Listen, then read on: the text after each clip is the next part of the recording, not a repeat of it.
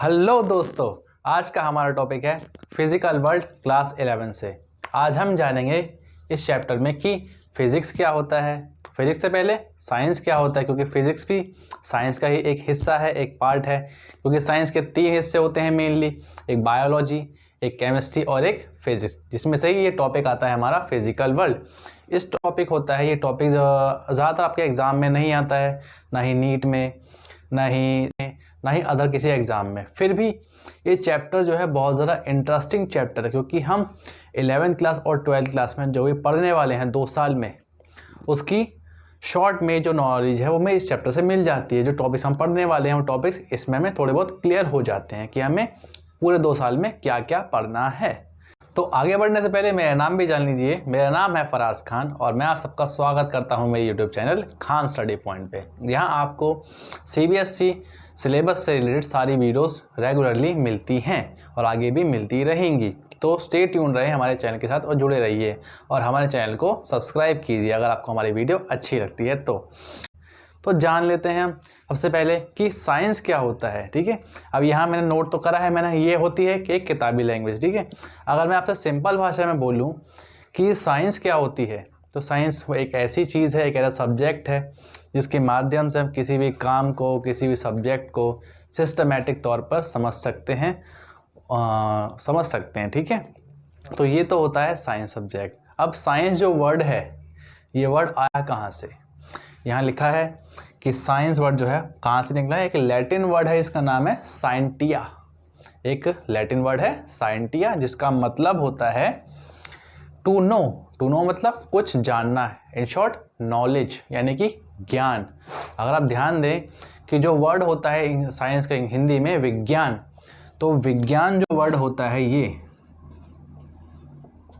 इस विज्ञान में ही ज्ञान छुपा हुआ होता है। ठीक है, इसीलिए हम बोल सकते हैं कि जो साइंस है वो एक नॉलेज का भंडार है। ठीक है, जिसमें हम अलग अलग टॉपिक्स के बारे में, नेचर से जुड़ी हुई चीज़ों के बारे में, अलग अलग फिनोमेनास कि लाइट क्यों जल रही है, हमने एक स्विच ऑन किया, लाइट चालू हो गई, फ़ैन ऑन हो गया, AC ऑन हो गया, और कार चलती है, कार की स्पीड से जा रही है। ठीक है, उसके व्हील्स किस स्पीड से मूव कर रहे हैं। हमने एक बॉल फेंकी क्रिकेट में, तो वो बॉल किस स्पीड से गई, बैट ने जब टच किया, मारा, तो वो किस स्पीड से आगे गई वो बॉल, एक्सेट्रा एक्सेट्रा। ये जितने भी फिनोमेना होते हैं हमारे नेचर में, ये सब किस में आते हैं? ये सब साइंस में ही आते हैं। ठीक है, चाहे वो केमिकली हो, ये तो हमने बात करी फिजिक्स के जो एग्जाम्पल्स थे। ठीक है, लेकिन जैसे अगर हम बात करें किसी एटम्स के बारे में बात करें, एटम्स, मॉलिक्यूल्स वगैरह, तो ये केमिस्ट्री की हो जाएगी।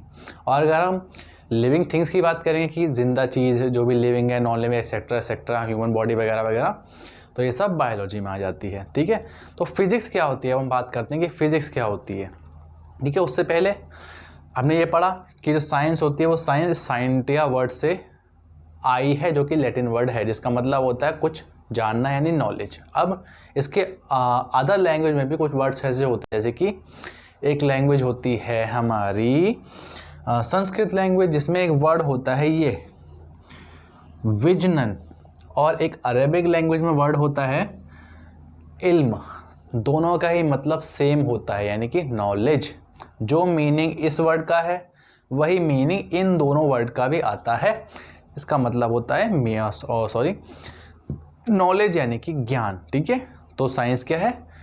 ज्ञान है, जिसमें हमें बहुत सारी चीज़ों का नॉलेज मिल रही है, ज्ञान मिल रही है। ठीक है, नेचर के बारे में, हमारे आसपास कौन कौन से फिनोमेनास हो रहे हैं, एक्सेट्रा एक्सेट्रा। ठीक है, अब हम नेक्स्ट स्लाइड में बात करेंगे कि फिज़िक्स क्या होता है, हम फिज़िक्स को कैसे डिफ़ाइन कर सकते हैं, और फिज़िक्स के कुछ 2 मेन बेसिक प्रिंसिपल्स, कि वो बेसिक प्रिंसिपल्स क्या होते हैं और उसको हम कैसे डिफाइन कर सकते हैं। ठीक है, तो चलिए हम उसको समझने के लिए नेक्स्ट स्लाइड पे चलते हैं। दोस्तों, अब हम बात करते हैं कि व्हाट इज़ फिज़िक्स, क्या होता है ये फिज़िक्स। इसे समझते हैं आसान सी भाषा में कि पंखा चल रहा है, ये पंखा क्यों चल रहा है? हमने स्विच ऑन किया, तुरंत लाइट जल गई, ये क्यों हो रहा है? पानी गर्म होना, ठीक है, कोई चीज़ गर्म करना, तारों का टिमटिमाना, ठीक है, इंद्रधनुष का बनना, ठीक है, कार का चलना, कोई चीज़ हमने फेंक दी ऊपर, वो ऊपर से नीचे ही क्यों आई, ये सब चीज़ क्या है? ये सब चीज़ फिज़िक्स ही है। ठीक है, तो अब हम समझते हैं कुछ लाइंस की मदद से कि व्हाट इज फिजिक्स। फिजिक्स क्या होता है? लॉज, लॉज यानी कि नियम, that explains the physical world, physical nature, sorry physical world, ठीक है। यानी कि फिजिक्स क्या हुआ? फिजिक्स में जो भी नियम आते हैं, जो नियम होते हैं वो फिजिकल वर्ल्ड में जो भी चीज़ें हो रही हैं उसको एक्सप्लेन करते हैं, ऐसे नियम कहलाते हैं फिजिक्स, ठीक है। और एक और बात कर लेते हैं कि बेसिक लॉज ऑफ नेचर, ठीक है। यानी कि नेचर पे आधारित जो भी बेसिक नियम हैं, जो भी बेसिक लॉज हैं, वो ही फिजिक्स होती है, ठीक है। जैसे कि अगर हम ग्रेविटेशन की बात करें, ग्रेविटेशन के लिए कुछ नियम बनाए गए हैं, ठीक है।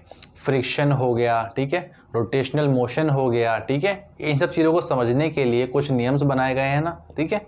तो वही जो नियम है जो हम पढ़ते हैं हमारे नेचर के बारे में कि नेचर में ये सब क्यों हो रहा है, तारे क्यों टिमटिमा रहे हैं, ठीक है। और सूरज जो होता है डूबने के बाद भी हमें 2 मिनट तक दिखाई देता रहता है, और सूरज जो होता है डूबने से निकलने से पहले ही हमें 2 मिनट पहले दिख जाता है। ये सब ऐसा क्यों हो रहा है? ये सब क्या है? ये फिजिक्स है, क्योंकि हमें नेचर में जो नेचुरल फिनोमिनाज हो रहे हैं, ठीक है, जो कि असलियत में होते तो नहीं है लेकिन फिर भी हमें दिखाई दे रहे हैं, ये सब क्या है? इज ऑल अबाउट फिजिक्स, ठीक है। इन सबको हम समझते हैं बेसिक लॉज की मदद से, ठीक है। कुछ नियम होते हैं, उन नियम की सहायता से हम इन सबको समझ पाते हैं। तो यहाँ तक हमारा टॉपिक क्लियर हो गया कि फिजिक्स क्या होता है, ठीक है। आगे चलते हैं, हम फिजिक्स के 2 बेसिक प्रिंसिपल्स के बारे में बात करेंगे हम, ठीक है। चलते हैं नेक्स्ट स्लाइड पे। बात करते हैं फिजिक्स के 2 बेसिक लॉज के बारे में, जो कि होते हैं यूनिफिकेशन और रिडक्शनिज्म। तो हम पहले समझते हैं कि यूनिफिकेशन का मतलब क्या होता है, ठीक है। तो यूनिफिकेशन का मतलब सिंपली ये होता है कि हमें पता है कि फिजिक्स में बहुत सारे अलग अलग फिनोमिनाज होते हैं, ठीक है, अलग अलग चीज़ें होती हैं, ठीक है। तो उन अलग अलग चीज़ों को किसी एक ही लॉ से समझना, ठीक है, वो कहलाता है यूनिफिकेशन। जैसे हम समझते हैं एग्जाम्पल से, जैसे मून रिवॉल्व करता है, ठीक है। मून एक बहुत बड़ा ऑब्जेक्ट है, ठीक है, रिवॉल्व करता है हमारे अर्थ के चारों तरफ, ठीक है। अगला है पेंडुलम स्विंगिंग, ठीक है, जो हमारे घड़ी का पेंडुलम होता है वो इस तरीके से स्विंग करता रहता है, ठीक है। तो मून का रिवॉल्व करना, पेंडुलम का स्विंग करना, दोनों एक अलग चीज़ें हैं, ठीक है। थर्ड, एप्पल फॉलिंग, जैसे कि एप्पल होता है वो पेड़ से नीचे गिरता है, नीचे क्यों गिरा, ठीक है। तो ये तीनों एग्जाम्पल जो है, तीनों चीज़ों को ही किसी एक बेसिक लॉ से समझ सकते हैं, एक्सप्लेन कर सकते हैं। और वो बेसिक लॉ क्या है? वो बेसिक लॉ है हमारा लॉ ऑफ ग्रेविटेशन, ठीक है। हम इसी सिंगल लॉ की मदद से इन तीनों चीज़ों को एक्सप्लेन कर सकते हैं, समझ सकते हैं, ठीक है, लॉ ऑफ ग्रेविटेशन की मदद से, जो किसने दिया था? न्यूटन सर ने दिया था, ठीक है, लॉ ऑफ ग्रेविटेशन, ठीक है। क्योंकि तीनों चीज़ें इसी नियम के अंडर आती हैं, ठीक है। अब एक और एग्जाम्पल समझते हैं, जैसे कि हमारा होता है लेंज लॉ मैग्नेटिज्म में, जो हम क्लास 12 में पढ़ेंगे आप सब। एक होता है हमारा इलेक्ट्रिसिटी में किरचॉफ सेकेंड लॉ, ये भी आप पढ़ेंगे 12th क्लास में, ठीक है। एक होता है हमारा बर्नौलिस प्रिंसिपल, जो कि हम पढ़ेंगे 11th क्लास में, ठीक है, फ्लड मैकेनिक्स चैप्टर में, ठीक है। तो ये तीनों लॉ जो होते हैं, तो तीनों जो चीज़ें हैं, ये लॉ जो हम पढ़ने वाले हैं, ये किसी एक सिंगल लॉ से हम समझ सकते हैं। वो सिंगल क्या है? वो लॉ, वो सिंगल लॉ है हमारा law of conservation of energy, ठीक है। इन तीनों ही लॉ में क्या होता है? एनर्जी का ट्रांसफर होता है एक जगह से दूसरी जगह, ठीक है। तो तीनों ही लॉ, ये जो चीज़ें हैं, ये law of conservation of energy की मदद से हम समझ सकते हैं, ठीक है। इन शॉर्ट, अगर कोई भी चीज़ है, ठीक है, बहुत सारी चीज़ें हमारे वर्ल्ड में होती हैं, हमारे आसपास होती हैं, ठीक है। अगर हम उनको किसी एक ही चीज़ की मदद से अगर हम उसे समझ पाएँ, उसे स्टडी कर पाएँ, तो वो कहलाती है हमारी यूनिफिकेशन। क्योंकि हमारी साइंटिस्ट की सभी इस दुनिया में जितने भी लोग हैं, उनकी यही कोशिश रहती है कि हम बहुत सारी चीज़ों को किसी एक सिंगल चीज़ की मदद से समझ सकें, दैट इज़ यूनिफिकेशन, ठीक है। ये एक बेसिक प्रिंसिपल है हमारा यूनिफिकेशन, ठीक है। इसी टॉपिक के ऊपर जो ग्रेट साइंटिस्ट थे स्टीफन हॉकिंस, उन्होंने भी एक बुक लिखी थी। उस बुक का नाम क्या था? द थ्योरी ऑफ एवरीथिंग, ठीक है। यहां लिख देता हूं मैं, बुक का नाम था द थ्योरी ऑफ एवरीथिंग। जो स्टीफन हॉकिंग्स थे वो ये चाहते थे कि मैं एक थ्योरी बनाऊं, एक ऐसा लॉ बनाऊं जिससे पूरी फिजिक्स कवर हो जाए, ठीक है। जितने भी लॉज हैं सब उसी के अंडर आ जाए, ठीक है। हम एक ही लॉ की मदद से, एक ही थ्योरी की मदद से सब चीज़ों को समझ सकें, ठीक है। और वो इस कोशिश में लगभग कामयाब हो भी चुके थे। उन्होंने बताया था शायद कि जो सेकेंड लॉ ऑफ थर्मोडायनेमिक्स है, सेकेंड लॉ ऑफ थर्मोडायनेमिक्स, ठीक है। ये एक ऐसा लॉ है जिसकी मदद से हम सभी फिजिकल चीज़ों को, ठीक है, फिजिक्स वाली चीज़ों को, लॉ, सब चीज़ों को, फिनोमिनास को समझ सकते हैं, इंक्लूड कर सकते हैं, ठीक है, यूनिफाई कर सकते हैं, ठीक है। एक ही चीज़ की मदद से समझ सकते हैं, ठीक है। और इसका एक अदर एग्जांपल हो सकता है हमारा मैक्सवेल। मैक्सवेल साइंटिस्ट थे, उन्होंने भी अपने 4 बेसिक रूल दिए, ठीक है। Electricity, electromagnetic induction, electrodynamics, etcetera etcetera, ठीक है। जिससे क्या पूरी इलेक्ट्रोडायनेमिक्स बन गई, ठीक है। उनके 4 नियम से, ठीक है, उनके वो 4 नियम थे जिससे पूरी इलेक्ट्रिसिटी, इलेक्ट्रोडायनेमिक्स, एक्सेट्रा एक्सेट्रा पूरी कवर हो गई थी, ठीक है। तो ये सब क्या चीज़ें थी? ये सब चीज़ें थी हमारी यूनिफिकेशन, ताकि हम बहुत सारी चीज़ों को एक सिंगल चीज़ की मदद से, सिंगल लॉ की मदद से समझ सकें, यूनिफाई कर सकें, ठीक है। इतना पार्ट क्लियर है हमारा। यूनिफिकेशन क्या होता है आपको समझ में आ गया होगा, ठीक है। अब हम बात कर लेते हैं रिडक्शनिज्म की, ठीक है। रिडक्शनिज्म क्या होता है? रिडक्शनिज्म बहुत ही आसान सी चीज़ है, ये भी एक बेसिक प्रिंसिपल ही है फिजिक्स के, इसलिए हम पढ़ रहे हैं। क्या होता है ये? जैसे यूनिफिकेशन हमने पढ़ा कि बहुत सारी चीज़ों को हम किसी एक चीज़ की मदद से अगर समझते हैं तो वो यूनिफिकेशन है। अब रिडक्शनिज्म इसका ठीक उल्टा है। जैसे कि कोई बहुत बड़ी चीज़ है, कोई बहुत बड़ा टॉपिक है, या बहुत बड़ी हमारी कोई प्रॉब्लम है, अगर उसको हम छोटे छोटे पार्ट करके सॉल्व करते हैं, ठीक है, तो वो रिडक्शनिज्म कहलाता है। जैसे कि एग्जांपल लेते हैं हम कार का, ठीक है। कार में एसी भी होता है, ठीक है, कार में म्यूजिक सिस्टम भी होता है, ठीक है, कार चलती भी है, ठीक है। तो अगर हम उन तीन चारों चीज़ों को अलग अलग स्टडी करेंगे, दैट इज़ रिडक्शनिज्म, ठीक है। यानी कि किसी बहुत बड़ी चीज़ को उसको पार्ट पार्ट करके तोड़कर सॉल्व करना या समझना कहलाता है रिडक्शनिज्म, ठीक है। समझ में आ गया?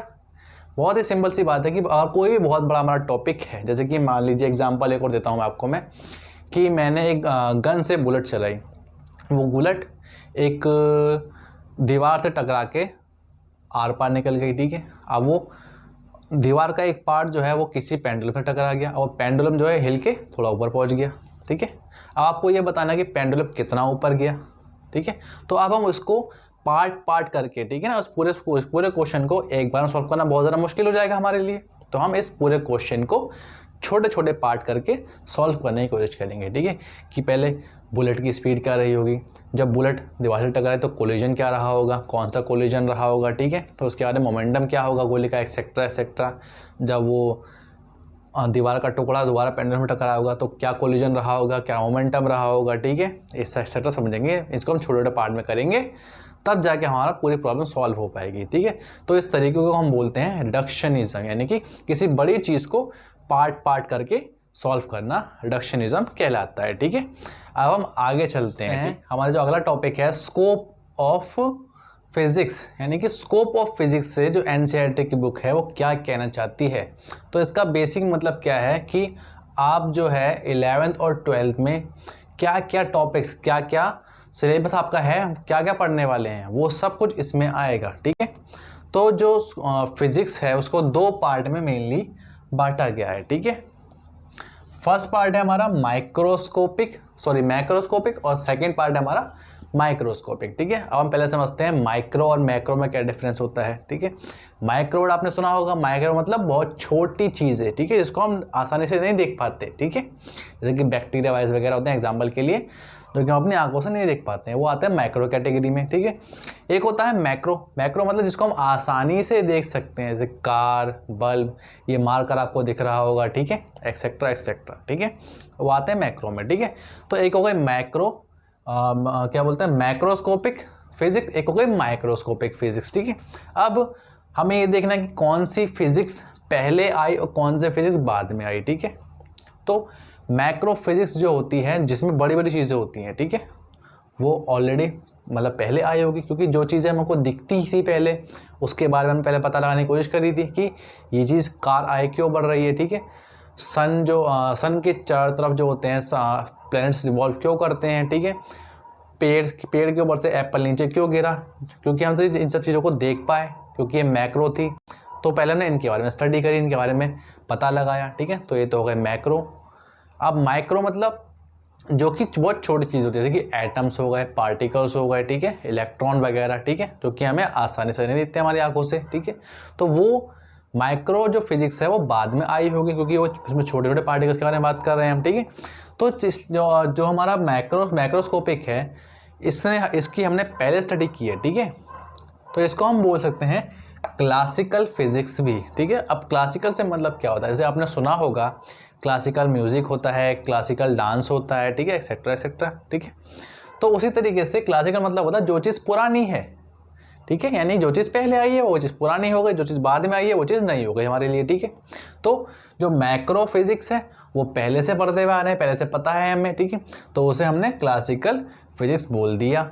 ठीक है, इतना क्लियर है, आगे चलते हैं। माइक्रो मतलब जो छोटी छोटी चीज़ें आती हैं। ठीक है, इसमें मेनली क्या आता है, इसमें हमारा मेनली आता है क्वांटम फिजिक्स। ठीक है, एटम्स वगैरह, चार्ज वगैरह। ठीक है, ये सब आते हैं हमारे। ठीक है, और ये चीज़ हमारी बाद में आई है, बाद में डिस्कवर की गई है, तो इसलिए हम इसको मॉडर्न फिजिक्स के नाम से भी जानते हैं। मॉडर्न मतलब जो हमारे लिए नई है। ठीक है, हमने कुछ ही टाइम पहले इसको डिस्कवर करना स्टार्ट किया है या कर लिया है। ठीक है, और जो पहले कर लिया है वो क्लासिक है, जो बाद में हुआ है वो मॉडर्न है। ठीक है, अब इन्हीं दोनों पार्ट्स को सब डिवाइड किया गया है। ठीक है, अलग अलग पार्ट्स में बांटा गया है। ठीक है, जो कि हम 11th और 12th में टॉपिक्स के रूप में पढ़ेंगे और चैप्टर्स के रूप में पढ़ेंगे। ठीक है, अब वो क्या क्या है देखते हैं। जो हमारा मैक्रोस्कोपिक यानी क्लासिकल जो फिजिक्स है हमारी, उसको हमने 4 पार्ट में डिवाइड किया है। फर्स्ट पार्ट है हमारा मैकेनिक्स, सेकेंड पार्ट थर्मोडायनेमिक्स, और ये दोनों टॉपिक है हमारे, ये दोनों टॉपिक हमारे 11th क्लास में पढ़ाए जाते हैं, ये दोनों टॉपिक्स। ठीक है, मैकेनिक्स भी और थर्मोडायनेमिक्स भी। ठीक है, और मेनली आप मान लीजिए कि 90 to 95% जो पार्ट आपका होगा 11th क्लास का वो मैकेनिक्स का होगा, और बाकी का जो बचा पार्ट होगा 10 to 5% वो थर्मोडायनेमिक्स का होता है। ठीक है, लेकिन दरअसल जो थर्मोडायनेमिक्स है वो छोटा टॉपिक नहीं होता, लेकिन सिर्फ आपकी बुक के लिए, आपकी 11th क्लास के लिए वो छोटा पार्ट बनाया गया है। ठीक है, वरना वो बहुत बड़ा टॉपिक होता है एक थर्मोडायनेमिक्स भी अपने आप में। ठीक है, आगे चलते हैं। थर्ड पार्ट है हमारा ऑप्टिक्स। ठीक है, ऑप्टिक्स मतलब मिरर, लेंस, माइक्रोस्कोप वगैरह वगैरह। ठीक है, इसमें हम ये पढ़ेंगे लाइट के बारे में। फोर्थ है हमारा इलेक्ट्रोमैग्नेटिज्म, जिसमें हम चार्ज, फील्ड के बारे में पढ़ेंगे। ठीक है, तो ये 4 हमारे मेन पार्ट हैं जो कि मैक्रोस्कोपिक फिजिक्स यानी कि क्लासिकल फिजिक्स के हिस्से हैं, जो कि हम पहले ही बहुत टाइम पहले डिस्कवर कर चुके हैं, इसलिए इसका नाम पड़ा है क्लासिकल फिजिक्स। ठीक है, कौन कौन से पार्ट हैं, mechanism, thermodynamics, optics and electromagnetism. ठीक है, अब हम चलते हैं मॉडर्न फिजिक्स यानी कि माइक्रोस्कोपिक फिजिक्स में चलते हैं, जिसे हम क्वांटम फिजिक्स के नाम से भी जानते हैं। इसके क्या क्या पढ़ते हैं इसमें हम पढ़ेंगे एटम्स के बारे में, नेचर ऑफ इलेक्ट्रॉन के बारे में कि इलेक्ट्रॉन का नेचर कैसा होता है, एक्सरे जो होती हैं, सेमीकंडक्टर्स क्या होते हैं। ठीक है, न्यूक्लियस का नेचर पढ़ेंगे। ठीक है, न्यूक्लियस क्या क्या होता है, कैसे कैसे होता है। ठीक है, अब हम जान लेते हैं कि मैकेनिक्स में हम क्या क्या पढ़ेंगे। ठीक है, टॉपिक्स तो आपके बुक्स में हैं, लेकिन आसान सी भाषा में क्या, जैसे कि कार का मोशन, कार कैसे चल रही है। ठीक है, कार किस पाथ पे मूव कर रही है, कैसे मूव कर रही है, सीधा जा रही है या गोल गोल घूम रही है। ठीक है, अगला व्हील रोटेशन, कार का जो व्हील है वो कैसे मूव कर रहा है। ठीक है, कार वो कैसे मोशन में आ रहा है। ठीक है, वो रोटेट कर रहा है। मोशन ऑफ प्लैनेट्स, अलग अलग प्लैनेट्स जो होते हैं वो सन के अराउंड कैसे कैसे मोशन कर रहे हैं, ठीक है, कैसे कैसे मूव कर रहे हैं, ठीक है। फ्रिक्शन, ब्रेक लगाते हैं, घिसाव होता है, अलग अलग ऑब्जेक्ट में फ्रिक्शन कैसे कैसे अप्लाई हो रहा है।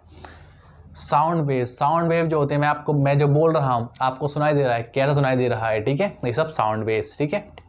अगला फ्लोटिंग, कोई चीज़ पानी में तैरती है, वो कैसे तैर रही है, क्यों तैर रही है, क्या रीज़न है इसका, ठीक है। ये सब चीज़ें आती हैं हमारे मैकेनिक्स में। और इसके अलावा लाइट तो हम पढ़ेंगे खैर इसमें ऑप्टिक्स में, ठीक है। तो अब हम चलते हैं थर्मोडायनेमिक्स पे, ठीक है।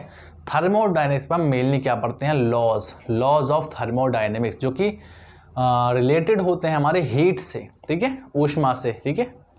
तो लॉ तो पढ़ेंगे हम, ठीक है, थर्मोडायनेमिक्स में, ठीक है, 11वीं क्लास में हम साथ में पढ़ेंगे हम हीट के बारे में, ठीक है, और टेम्परेचर, ठीक है, कब टेम्परेचर कम है, कब टेम्परेचर ज़्यादा है, एक्सेट्रा एक्सेट्रा।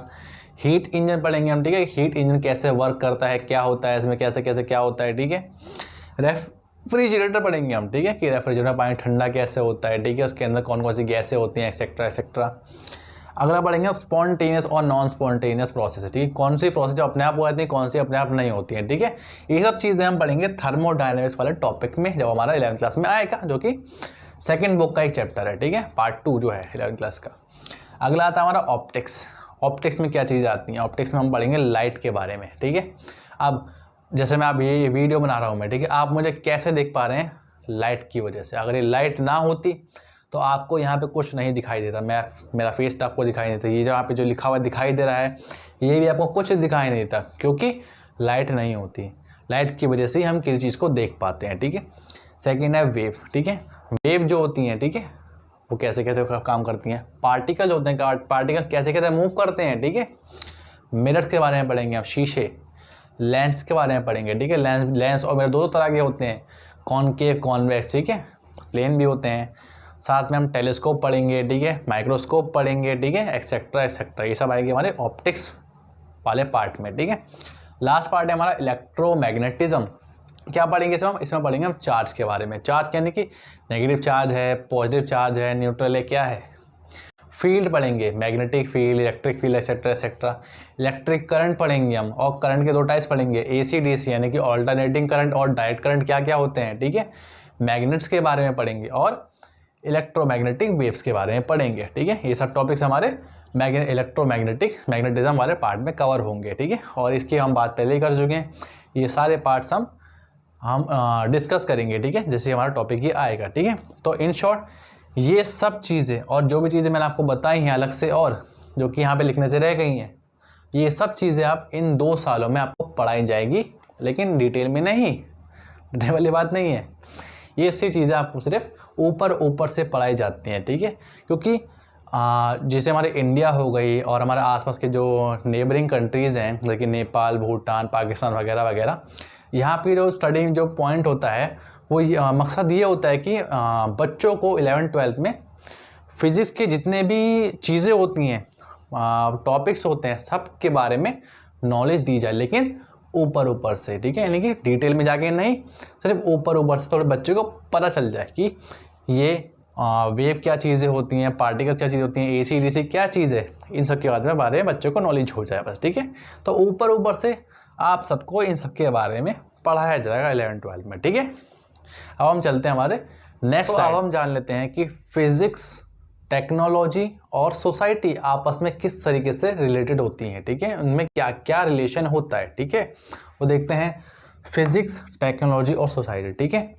अब मेरा मानना ये है कि जो टेक्नोलॉजी होती है वो भी एक फिजिक्स का ही एक हिस्सा होती है, ठीक है।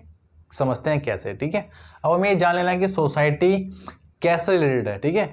जब फिजिक्स और टेक्नोलॉजी मिलेगी तब सोसाइटी को कुछ फ़ायदा होगा। कैसे होगा देखते हैं। जैसे बहुत पहले हुआ करते थे स्टीम इंजन यानी कि भाप के इंजन, ठीक है। अब भाप के इंजन के बारे में अगर हम बात करें डिटेल में, तो भाप के इंजन का आविष्कार किसने किया था, वो थे जेम्स वाट, ठीक है। तो उसके बाद उस बात को वहीं छोड़ते हैं, यहाँ पर आते हैं कि जो स्टीम इंजन था, ठीक है, उसकी अगर हमें एफिशिएंसी बढ़ानी होती है, ठीक है, तो हमने ये एफिशिएंसी बढ़ाई, ठीक है। मतलब हमें टेक्नोलॉजी को यहाँ पे नीड थी, टेक्नोलॉजी को यहाँ पे ज़रूरत थी। ये क्या टेक्नोलॉजी तो है, ये स्टीम इंजन बना, ये टेक्नोलॉजी थी, ये नई टेक्नोलॉजी उस टाइम पे, ठीक है ना। तो वहाँ इस टाइम पे क्या आती है, इसकी एफिशिएंसी को, पावर को बढ़ाने की ज़रूरत थी। ठीक है, तो यहाँ पर टेक्नोलॉजी को ज़रूरत है।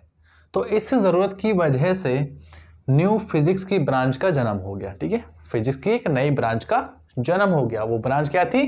थर्मोडायनेमिक्स, यानी कि स्टडी ऑफ हीट। ठीक है, अब इसमें हमने थर्मोडायनेमिक्स में हमने बहुत सारे हीट इंजन पढ़े।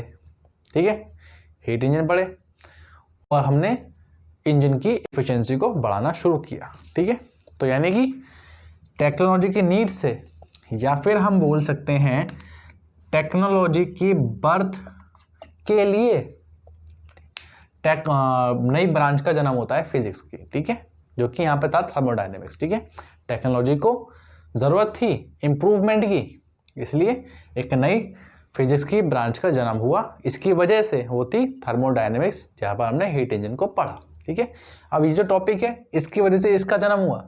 ये उल्टा भी हो सकता है, कैसे, यहाँ समझते हैं। जैसे जब हमने सेमीकंडक्टर्स की स्टडी करना स्टार्ट किया और सिलिकॉन चिप्स के बारे में पढ़ना स्टार्ट किया, ठीक है, तो क्या हुआ, हमें आगे चल के बहुत सारी अच्छी अच्छी चीज़ें मिली जो कि हम आज यूज़ करते हैं। जैसे कि टेक्नोलॉजी में यहाँ पे जन्म हुआ यहाँ पर। ठीक है, इन सब चीज़ों की वजह से। ठीक है, ये सब चीज़ें क्या है? ये सब चीज़ें हैं फिजिक्स का पार्ट। ठीक है, सेमीकंडक्टर जो हम पढ़ते हैं, सिलिकॉन चिप एक्सेट्रा एक्सेट्रा, ये सब चीज़ें क्या है? ये फिजिक्स का एक पार्ट है। ठीक है, और ये पार्ट है हमारा टेक्नोलॉजी वाला। ठीक है, अब इसकी वजह से टेक्नोलॉजी में कुछ ना कुछ बर्थ होगा, कोई नई चीज़ बनेगी। क्या चीज़ बनी? इन दोनों चीज़ों की वजह से क्या बना? लैपटॉप बन गए, जो कि हम आजकल बहुत ज़्यादा यूज़ करते हैं। कंप्यूटर्स बने इन सिलिकॉन चिप्स की वजह से। मोबाइल फ़ोन्स, ठीक है, मैं जिस फ़ोन से शूट कर रहा हूँ वो फ़ोन भी किस वजह से बना? इन्हीं की वजह से बना। ठीक है, फिजिक्स में हमने इन सब चीज़ों को स्टडी करा इस वजह से। एलईडी, जो पहले टीवी हुआ करते थे अब वो एलईडी बन गए हैं। एलईडी यानी लाइट एमिटिंग डायोड। डायोड की स्टडी से एलईडी बना। ठीक है, तो यहाँ पे क्या हो रहा है? फिजिक्स की जो ब्रांच है उसकी वजह से टेक्नोलॉजी की नई ब्रांच का जन्म हो रहा है, बर्थ हो रहा है। ठीक है, ऐसे ही एक ब्रांच होती है EMF, EMW, इलेक्ट्रोमैग्नेटिक वेव्स। इसकी स्टडी की। स्टडी करने से क्या हुआ? हमने कम्युनिकेशन सिस्टम को बना लिया। ठीक है, वाईफाई जब हम बात करते हैं यहाँ से बैठे बैठे उन्हें फैक्स कर दिया हमने। ठीक है ना, टेलीफोन, ठीक है, ईमेल वगैरह। ठीक है, ये सब क्या है? कम्युनिकेशन सिस्टम है। ठीक है, कैसे पॉसिबल हुआ? फिजिक्स की ब्रांच EMW यानी कि इलेक्ट्रोमैग्नेटिक वेव की वजह से।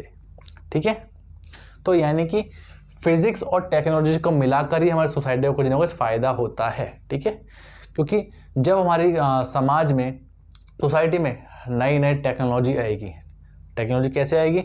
फिजिक्स की वजह से आ सकती है। ठीक है, या फिर फिजिक्स की वजह से नई टेक्नोलॉजी आ सकती है। ठीक है, दोनों एक दूसरे पर डिपेंडेंट हैं, तो उससे किसको फ़ायदा मिलेगा? सोसाइटी को फ़ायदा मिलेगा, जो आम लोग हैं उनको फ़ायदा मिलेगा। ठीक है, तो ये तीनों इस तरीके से आपस में रिलेशन बनाती हैं। ठीक है, टेक्नोलॉजी, फिजिक्स और सोसाइटी। ठीक है, दोनों की वजह से सोसाइटी को फ़ायदा मिलता है। तो दोस्तों अब हम बात करते हैं 4 फंडामेंटल फोर्सेस के बारे में जो कि नेचर में होती हैं। ठीक है, फर्स्ट होती है ग्रेविटेशन। आप सबको भले से पता होगा कि ग्रेविटेशन क्या होती है, यानी कि उसके बारे में बाद में बात करेंगे। ठीक है, डिटेल में। अगली होती है electromagnetic force, third strong nuclear force और फोर्थ वीक न्यूक्लियर फोर्स। और आप 11th और 12th में ज़्यादातर जो फोर्स पढ़ेंगे वो यही तीनों होंगी। इसके बारे में आप ना के बराबर पढ़ेंगे। ठीक है, वो क्यों नहीं आगे बताऊंगा। ठीक है, तो पहले हम समझते हैं ग्रेविटेशन के बारे में। ठीक है, आपको पता है कि इस यूनिवर्स में कोई भी दो ऑब्जेक्ट जो होते हैं उनके बीच में एक अट्रैक्शन फोर्स एक्ट करती है। ठीक है, उसी अट्रैक्शन फोर्स को हम क्या कहते हैं? ग्रेविटेशन बोलते हैं। ठीक है, अब ये जो फोर्स होती है लॉन्ग रेंज की होती है। लॉन्ग रेंज मतलब जैसे सन है, सन की ग्रेविटेशनल फोर्स जो है अर्थ पे भी लगती है, मार्स पे, जुपिटर पे, अलग अलग प्लैनेट्स पे लगती है, जबकि डिस्टेंस बहुत ज़्यादा है, यानी कि रेंज जो है बहुत ज़्यादा लंबी है। ठीक है, फिर भी वो फोर्स एक्ट कर रहा है। ठीक है, इसलिए ये बहुत ही लॉन्ग रेंज की फोर्सेस होती हैं। ठीक है, अगला ये वीकेस्ट फोर्स है इन नेचर। ठीक है, इन तीनों के कंपैरिजन में वो सबसे वीक फोर्स है, वो ग्रेविटेशन फोर्स ही होती है। अब आप कहेंगे कि ग्रेविटेशन तो बहुत बड़ी फोर्स होती है, ये वीकेस्ट सबसे कैसे हो गई फोर्स? ये देखिए बच्चे, कि जो मास होता है ऑब्जेक्ट का, ठीक है ना, अगर वो चीज़ के पास में है तो वो फिर तो उसकी जो फोर्स होगी वो ज़्यादा होगी, लेकिन जितनी ही डिस्टेंस ज़्यादा दूर होगा उतनी ही जो इंटेंसिटी होती है वो कम होती चली जाती है, ठीक है, क्योंकि सन और अर्थ में बहुत ज़्यादा डिफरेंस है, इसलिए वो वीकेस्ट फोर्स आ जाती है नेचर के हिसाब से हमारे, ठीक है, इन तीनों के अकॉर्डिंग कंपैरिजन में, ठीक है। तो इसलिए अगर ये लॉन्ग रेंज है तो इसकी जो रेंज है वो इन्फिनिटी बोल सकते हैं कि इसकी कोई लिमिट नहीं है, इसको हम काउंट नहीं कर सकते हैं, ठीक है, इसलिए वो बहुत लॉन्ग रेंज होती है। अगला, नो मीडियम रिक्वायर्ड। इस तरह की फोर्स को कोई भी मीडियम की जरूरत नहीं होती, ये वैक्यूम में भी ट्रैवल कर सकती है, ठीक है। अगली बात करते हैं हम इलेक्ट्रोमैग्नेटिक फोर्स के बारे में, ठीक है। अब आपको पता होगा कि इलेक्ट्रोमैग्नेटिक में हम बात करते हैं चार्जेस के बारे में। अब चार्जेस दो तरह के होते हैं, या तो नेगेटिव चार्ज या पॉजिटिव चार्ज, ठीक है। तो अगर दो पॉजिटिव चार्ज होंगे तो वो एक दूसरे को रिपेल करेंगे, यानी कि एक दूसरे को दूसरी तरफ धक्का देंगे। सेकंड, अगर एक चार्ज पॉजिटिव है एक चार्ज नेगेटिव है तो ये दोनों एक दूसरे को आपस में अट्रैक्ट करेंगे, ठीक है, आकर्षित करेंगे। थर्ड, अगर दोनों ही चार्ज नेगेटिव है तो दोबारा से रिपेल करेंगे, एक दूसरे को दूर फेंकेंगे, ठीक है। ये होती है चार्ज की प्रॉपर्टीज, ठीक है, कैरेक्टरिस्टिक्स। अब इनकी भी रेंज जो होती है बहुत ज़्यादा दूर तक होती है, लॉन्ग रेंज होती है, ठीक है, लेकिन पॉइंट ये है कि जितनी डिस्टेंस बढ़ेगा उतनी ही इनकी इंटेंसिटी कम होती चली जाएगी। इंटेंसिटी कम जरूर होगी डिस्टेंस के बढ़ने से, लेकिन ये भी लॉन्ग रेंज में ही आती है, ठीक है, इसलिए इसको भी हम इन्फिनिटी बोल देते हैं। अगला point, one of the strongest force, ठीक है। यहाँ जो चार फोर्सेस हैं इनमें से बाकी सबके मुकाबले में वन ऑफ द मोस्ट क्या बोलते हैं स्ट्रॉन्गेस्ट फोर्स होती है, ठीक है। सबसे ज़्यादा स्ट्रॉन्ग तो नहीं है, लेकिन सबसे ज़्यादा स्ट्रॉन्गेस्ट फोर्स में से एक फोर्स ये होती है, ठीक है ना। और इसके लिए भी कोई भी मीडियम रिक्वायर्ड नहीं होता, जैसे ग्रेविटेशन को भी कोई मीडियम रिक्वायर्ड नहीं होता, वैसे ही इलेक्ट्रोमैग्नेटिक फोर्स को भी कोई मीडियम की जरूरत नहीं पड़ती है, ठीक है। अब अगला पढ़ते हैं हम स्ट्रॉन्ग न्यूक्लियर फोर्सेस, ठीक है। स्ट्रॉन्ग न्यूक्लियर फोर्सेस कहाँ होती हैं? एटम में नहीं, एटम में जो न्यूक्लियस होता है, न्यूक्लियस के अंदर जो फोर्स अप्लाई होती है उस फोर्स को हम बोलते हैं स्ट्रॉन्ग न्यूक्लियर फोर्स, ठीक है। तो ये मैंने यहाँ पे न्यूक्लियस बनाया हुआ है, न्यूक्लियस के अंदर क्या क्या होते हैं? Proton proton proton, neutron neutron neutron, ठीक है, प्रोटॉन न्यूट्रॉन होते हैं, ठीक है, किसी भी एटम के न्यूक्लियस के अंदर, ठीक है। अब आपको पता है, पहली बात देखिए, अगर दो प्रोटॉन जो होते हैं, प्रोटॉन पे चार्ज होता है पॉजिटिव पॉजिटिव। अब जब प्रोटॉन में जब चार्ज पॉजिटिव होगा, सेम चार्ज होंगे और सेम चार्ज हमेशा रिपेल होते हैं, यानी कि अलग अलग भागेंगे। तो आपका ये क्वेश्चन दिमाग में उठता होगा कि अगर इसके अंदर प्रोटॉन प्रोटॉन हैं तो ये इसके न्यूक्लियस को फाड़ के बाहर क्यों नहीं निकल जाते हैं? इसका रीज़न मैं आपको यहाँ देता हूँ कि ये जो न्यूक्लियस होता है, न्यूक्लियस के अंदर ये छोटे छोटे पार्टिकल्स होते हैं, उनको बोलते हैं हम न्यूक्लियॉन्स। क्या बोलते हैं? न्यूक्लियॉन्स। तो न्यूक्लियॉन्स के अंदर पार्टिकल्स के बीच में एक अलग तरह की फोर्स ऑफ अट्रैक्शन काम करती है, ठीक है। जैसे कि प्रोटॉन प्रोटॉन है, ये आपस में अट्रैक्ट होंगे, ठीक है, अट्रैक्ट जो कि है स्ट्रॉन्ग न्यूक्लियर फोर्स, ठीक है। ऐसे ही न्यूट्रॉन न्यूट्रॉन भी आपस में अट्रैक्ट होंगे, उसी तरीके से उसी तरीके से न्यूट्रॉन और प्रोटॉन भी आपस में अट्रैक्ट होंगे। किसके वजह से? स्ट्रॉन्ग न्यूक्लियर फोर्स की, जो कि लग रही है न्यूक्लियॉन्स के पार्टिकल्स के बीच में, ठीक है। और ये बात ध्यान रखिए कि इस फोर्स का, स्ट्रॉन्ग न्यूक्लियर फोर्स का, जो कि न्यूक्लियस के अंदर लगती है न्यूक्लियॉन्स में, उसका कोई भी संबंध नहीं होता चार्ज से, ठीक है। चार्ज चाहे कैसा भी हो फर्क नहीं पड़ता, ठीक है, क्योंकि अगर चार्ज से फर्क पड़ता होता तो ये फाड़ के बाहर निकल ही जाता, ठीक है। ये फाड़ के बाहर क्यों नहीं निकलता? क्योंकि इस फोर्स का इस चार्ज पार्टिकल से कोई मतलब नहीं होता, ठीक है, क्योंकि ये आपस में एक दूसरे को अट्रैक्ट कर रहे होते हैं, ठीक है, बहुत ही स्ट्रॉन्ग फोर्स से। अब ये बहुत ज़्यादा शॉर्ट रेंज के होते हैं, ठीक है। ये दोनों जो थे लॉन्ग रेंज के, ठीक है, मतलब बहुत लंबे डिस्टेंस पे काम करेंगे, लेकिन ये लंबे डिस्टेंस पे काम नहीं करते, क्योंकि ये जो फोर्स होता है सिर्फ न्यूक्लियस के अंदर ही लगता है। अगर हम बात करें, जैसे ये एक एटम है, इसके अंदर ये न्यूक्लियस है, ठीक है ना। अब एटम में कोई शेल होगा, यहाँ पे कोई इलेक्ट्रॉन होगा, ठीक है, इलेक्ट्रॉन ये, और यहाँ पर हमारा ये न्यूक्लियस वगैरह है, प्रोटॉन वगैरह है, ठीक है ना। तो जो फोर्स है स्ट्रॉन्ग न्यूक्लियर फोर्स, वो इसके और इसके बीच में नहीं लगेगा, क्योंकि जो ये फोर्स है ये हमेशा न्यूक्लियस के अंदर ही अप्लाई होता है, ठीक है। और इसकी रेंज जो होती है अप्रॉक्स 10 की पावर -15 के आसपास की होती है, ठीक है। अब हम चलते हैं वीक न्यूक्लियर फोर्स की तरफ। अब इसमें हमें ज़्यादा कुछ नहीं पढ़ना है क्योंकि इसके बारे में हम 11-12 पे बहुत ही कम पढ़ते हैं। बस आप ये जान लीजिए कि ये भी शॉर्ट रेंज की होती हैं। रेंज की होती है 10 की पावर -15 मीटर। इसी की तरह सेम ये वीक फोर्स होती है, वीकेस्ट तो नहीं लेकिन वीक फोर्स होती है, ठीक है। Only in radio active emission, और ये किस में पाई जाती है? रेडियो एक्टिव एमिशंस में ही इस तरह की फोर्स पाई जाती है, ठीक है। इतना इस टॉपिक के लिए बहुत है, ठीक है। अब इसका एक लास्ट टॉपिक बचा है जो कि एनसीईआरटी बुक में यहाँ पे दिया हुआ है कि इन चारों फोर्सेस का कंपैरिजन किया गया है, ठीक है। अब हम नेक्स्ट स्लाइड पे इसका कंपैरिजन कर देते हैं। दोस्तों अब हम बात कर लेते हैं 4 फंडामेंटल फोर्सेस के कंपैरिजन के बारे में, ठीक है, कि कौन सी फोर्स सबसे ज़्यादा स्ट्रॉन्गेस्ट होती है, कौन सी फोर्स सबसे ज़्यादा वीकेस्ट है और कौन सी दोनों के बीच में आती है, ठीक है। तो जो सबसे ज़्यादा स्ट्रॉन्गेस्ट फोर्स है वो कौन सी है? स्ट्रॉन्ग न्यूक्लियर फोर्स, ठीक है। स्ट्रॉन्ग न्यूक्लियर फोर्स इन चारों फोर्सों में सबसे ज़्यादा स्ट्रॉन्गेस्ट फोर्स होती है। और उसके बाद आती है इलेक्ट्रोमैग्नेटिक फोर्स, ठीक है, ये सेकंड नंबर पर आती है, ठीक है। और थर्ड नंबर पे आती है वीक न्यूक्लियर फोर्स, ठीक है। वीक न्यूक्लियर फोर्स जो होती है वो थर्ड नंबर की फोर्स होती है अगर हम कंपेयर करें इंटेंसिटी के बारे में, ठीक है। और लास्ट में जो सबसे वीकेस्ट होती है वो होती है ग्रेविटेशन फोर्स, ठीक है, जो कि फोर्थ नंबर पे आती है।